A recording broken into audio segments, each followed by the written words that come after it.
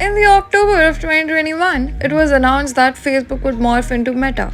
Its new additional focus was building the Metaverse. Now, what is that Metaverse? Ready to put on your headset?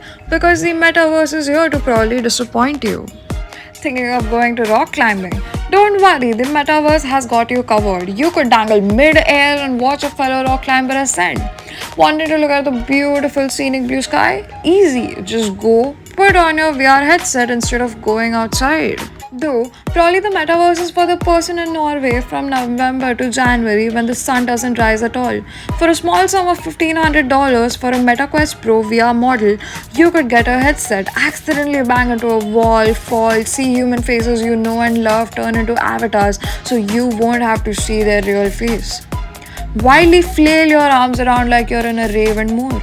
Oh, and if you're a female, apart from the sexual harassment from the real world, there's more of it in the metaverse, as you may find yourself surrounded by certain avatars who would love to learn more about you.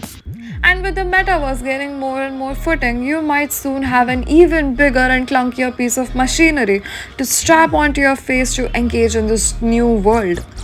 And Meta pumped close to $40 billion into Reality Labs division that's home to their metaverse endeavors. According to reports, Meta's Reality Labs posted a net loss of about $4 billion in Q12 23. If losses at the start don't mean a product or service sucks. It could be profitable over time, but at the same time, Meta has indicated it may be an ambitious long-term vision. Look into the lifeless eyes of Mark Zuckerberg. In the metaverse, that is, not the real world, in their new Horizon world, which according to some looks like graphics from a game cover in the 2000s. Internal meta documents reveal that the former Facebook company had a goal of obtaining 500,000 active metaverse users in 2022. But that's seeming too ambitious, and the company is setting a lower target number to 280,000. It's fair to ask, is there really consumer interest? Reports show that 10% of the worlds created are visited by more than 50 people. Most worlds have zero visitors, and less than 1% of the users are building their own worlds. One survey showed that people can't find the worlds they like, and the avatars look fake and legless. Vishal Shah, who's the VP of Metaverse at Meta, remarked that Horizon Worlds is in a quality lockdown in 2022. And in July 2023, Vishal remarked that the hype around the metaverse is dead and that it was a part of a hype cycle.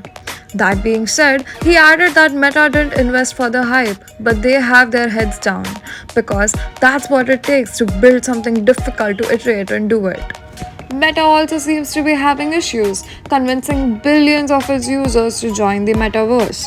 There's also some disorientation and motion sickness that MetaQuest seems to be giving users with its headsets.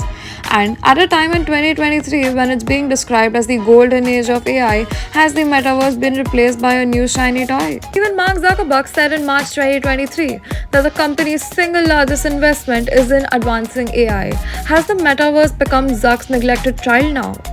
In an earnings call, Zuck said that Meta is still devoted to VR. And if Meta's metaverse is a VR-fueled way of having work meetings or chilling with your friends, it may just be a Zoom or a Google Meet repackaged, but with less privacy.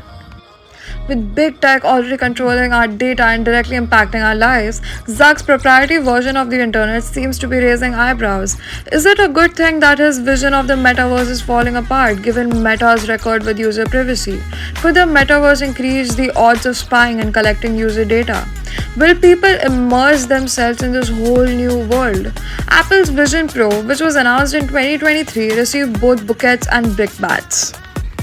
Could it have brought the spotlight back on the metaverse? Because Meta may also be launching its new Quest 3 headset later in 2023. The goal of metaverse seems to be playing with your friends, going to concert, buying properties, shopping and watching movies and the TV shows in this new virtual reality platform.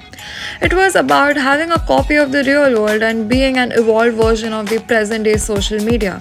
And yet, with Meta, the reports say that it's been a glitchy and buggy experience, and the appeal of the metaverse for gaming seemed to exist before the metaverse itself.